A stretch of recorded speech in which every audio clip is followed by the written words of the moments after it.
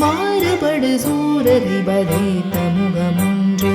வள்ளியை மனம் உணர வந்த முகமொன்று ஆறுமுகமான பொருள் நீ அருளல் வேண்டும் ஆதி அருணாச்சலம் அமர்ந்த பெருமாளே